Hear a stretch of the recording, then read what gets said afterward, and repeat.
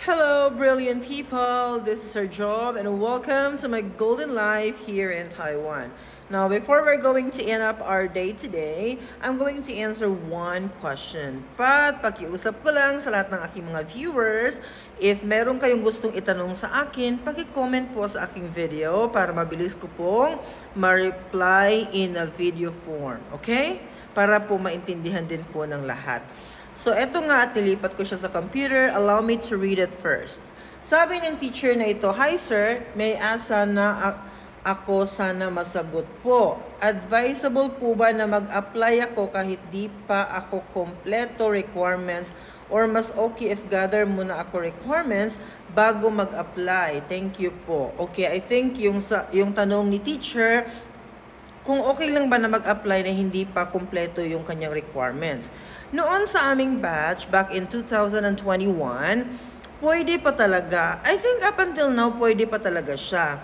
Kaya lang noon kasi sa aming time, medyo valid pa na hindi ka pag-authenticate ng iyong document sa TECO dahil kasagsagan yun ng pandemya. So, ibig sabihin nun, it's hard for any applicants to go to Manila para mag-authenticate. Ang hirap po talaga makakuha ng appointment before. Kaya siguro naiintindihan din ng mga tao dito sa Taiwan na hindi namin nagagawa yon. However, sa panahon kasi ninyo ngayon, wala nang appointment system. You can go there anytime, tapos ipa-authenticate mo yung documents mo. So, I believe, even if pwede siya na hindi pa authenticated, pero para sa akin, dapat authenticated talaga yung documents ninyo para at least kahit papaano, meron kayong malaking chance to get the position. 'Di ba? Very important yan.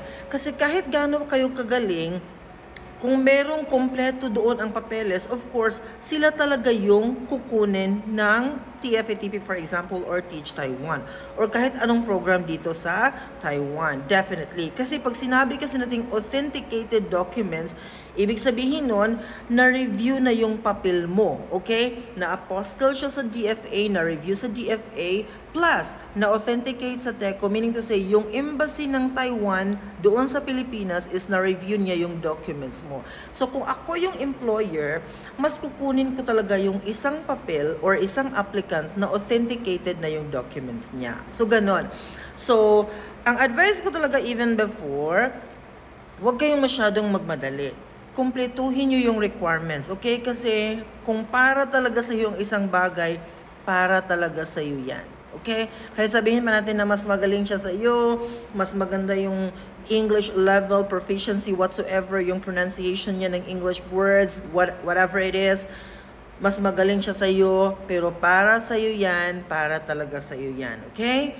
So again, before kayo mag-apply, ipa-authenticate nyo muna yung mga basic documents na kailangan dito sa Taiwan. Okay? So, see you next time. Bye-bye!